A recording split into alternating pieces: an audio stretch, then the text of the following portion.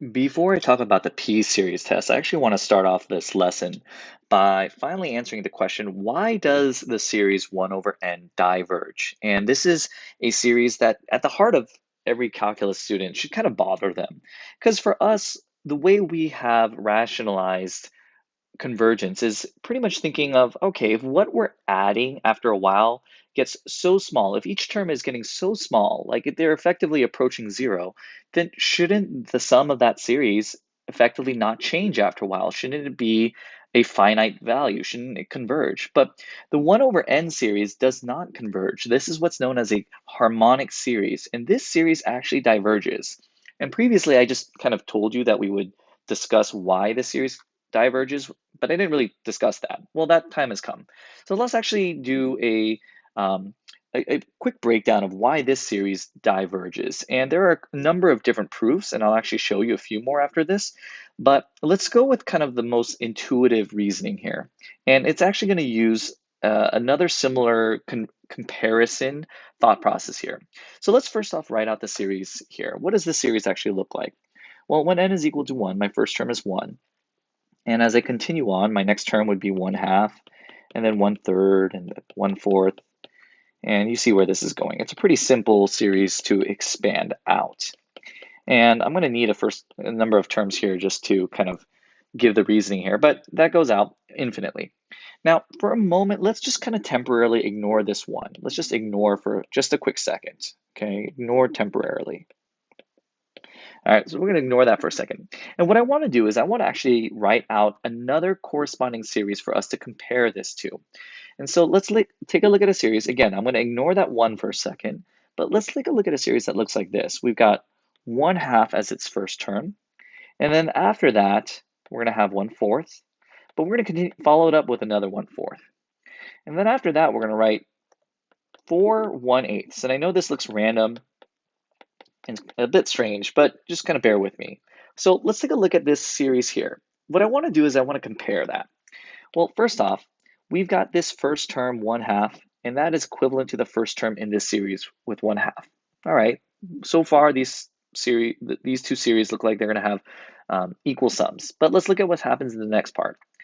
If I then group together the next two terms, and the reason why I'm grouping together these two terms here is I know that 1/4 plus 1/4, this is going to be equal to 1/2. Well, compare that to the sum of the next two terms in our original harmonic series. If I add these two terms here, well, you may not be fantastic with your fractions. Hopefully you know it is 7/12, but when we add these up, it should at least occur to us that the sum of these two terms is going to be greater than, and I'll just write out the words to really drive it home, to greater than the sum of these two terms, right? Because this here has a a smaller denominator, which makes it a larger overall value. So 1/3 plus 1/4 is definitely greater than 1/4 plus 1/4. Like, okay, that makes sense. Now let's continue that thought process though. What about 1/8 plus 1/8 plus 1/8 plus another 1/8? Well, the sum of all that is 1/2. And this is where you should start thinking, okay, I think I know where he's going with this. If we add up all of those 1/8 terms, what do we get? Another 1/2. And if we add up these four terms, and don't worry, you don't have to actually add them up to know that the sum of these terms is certainly going to be greater than 1/2 because our denominators here in the first three terms are smaller. So this here is still greater than 1/2. Well, what's going on with this comparison here? I know that in this series here, this entire series here, I could continue to generate a number of terms whose sums are 1/2. So we're effectively adding 1/2 an infinite number of times, right? This series definitely diverges. And if we know that this series above here, this harmonic series, if we know that this harmonic series is greater than this divergent series, just pause and think about that for a second. If I know the sum of this series is greater than the sum of this series, and this bottom series diverges, then absolutely this greater series, if you will, has to also diverge. So this is just a quick way of just kind of getting a sense of why this harmonic series diverges. And if we really wanted to, we open up the possibility of a couple of other different proofs.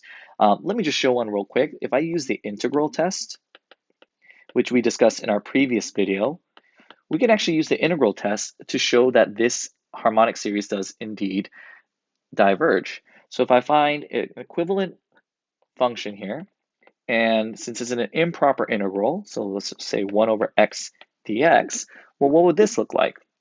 Well, this integral would be the natural log of x. Let me just write x here, evaluated from 1 to b. And if we evaluate this limit at those bounds, we have the natural log of b minus the natural log of 1. Well, right off the bat here, what is the limit of the natural log of b? And I should probably put parentheses around there. What is the limit of the natural log of b as b approaches infinity? Well, this is going to approach infinity.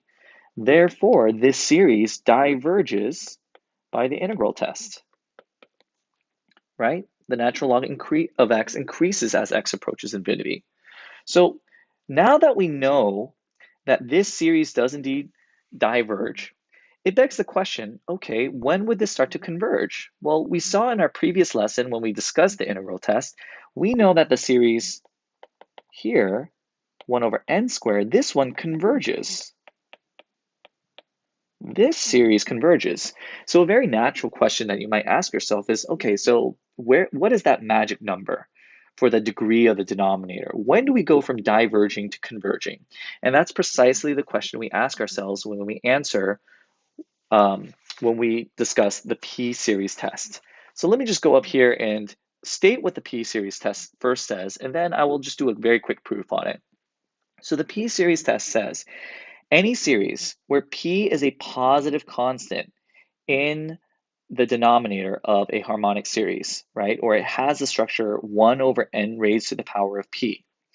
Well, if that p value is greater than 1, then it is going to converge, like we saw with the example of, again, 1 over n squared. Since p is equal to 2 here and it's greater than 1, this series does converge.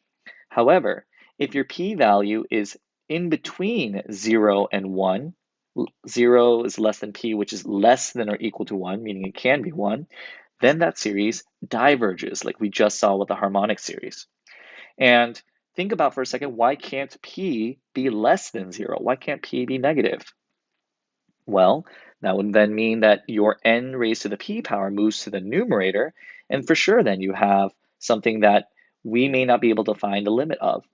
So let's quickly discuss a proof for the p-series test. Let me just do this on a separate page, and this won't take very long.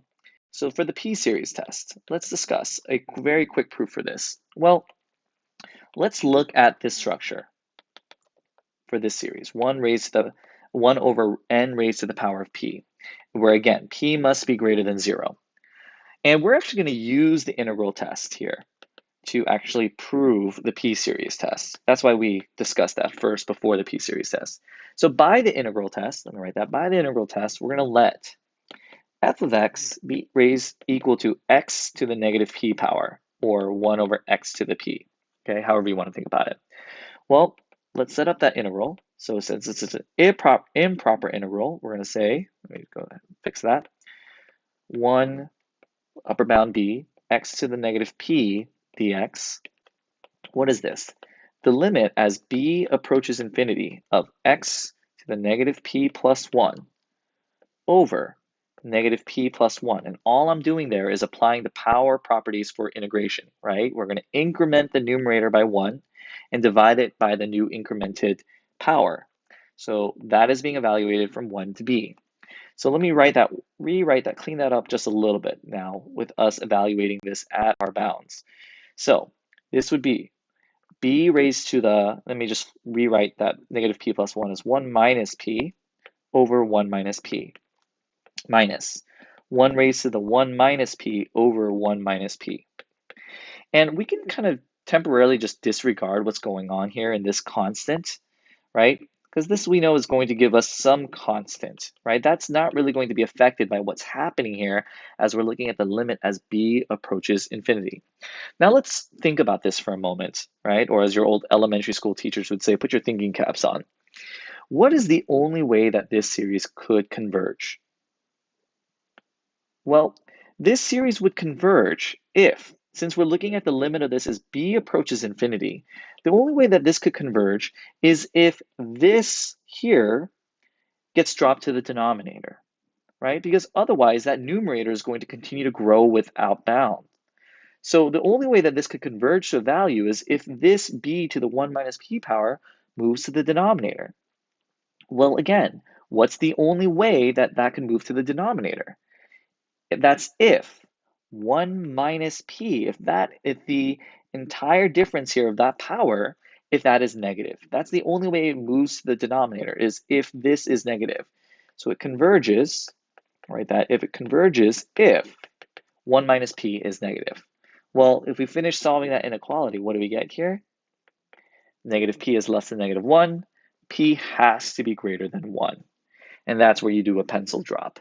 Boom, right? We've just shown that the only way that that series or that function could converge is if p is greater than 1, which is why when we go back now to our p series test conditions, we say that when p is greater than 1, that series will converge. If it is between 0 and 1, it will then diverge. So let's just do a couple of very quick examples with this. So real quickly here, number 9, which is on the back of the notes sheet. First off, we want to establish what is our a sub n. Well, it looks pretty simply like it's just 1 over n times root n. Well, if that's the case, we can rewrite this series as the following. What is n times root n? Well, that's the same as 1 over n to the 3/2 power. So from here, we'd say that our p-value is equal to 3/2, which is greater than 1. So this series converges by the p-series test. And that's it. This is an awesome test because it's really, really simple. The only limitation about it is that it's only used really for a very specific type of series where it follows the form 1 over n to the p power.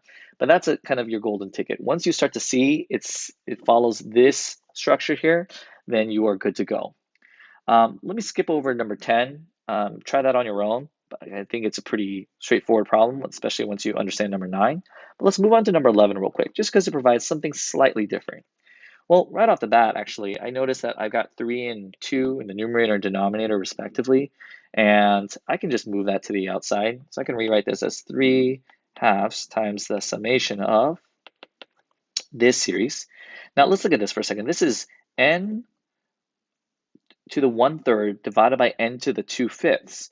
If we use our power properties, then we can rewrite that as 1/3 minus 2/5. And what does that give us? Well, 1/3, that's 5 over 15, minus, what is that, 6 over 15? That's negative 1 over 15. So let's rewrite that. So we got 3/2. And again, this 3/2 isn't really going to change anything. So we can write this as 1 over, well, n to the 1 over 15 power, because it was negative 1 over 15. Well, from here, we can say, all right, our p-value is equal to 1 over 15, which is less than or equal to 1. Well, actually, don't need less than or equal to. It's just less than 1. Therefore, this series diverges by the p-series test. Okay? All right. So now I would encourage you go ahead and try some of these other problems on the front page, because if we look at numbers 3 and 4 on the front page, we'll notice that both of those problems can be done either using the integral test or the p-series test. All right, so good luck with those.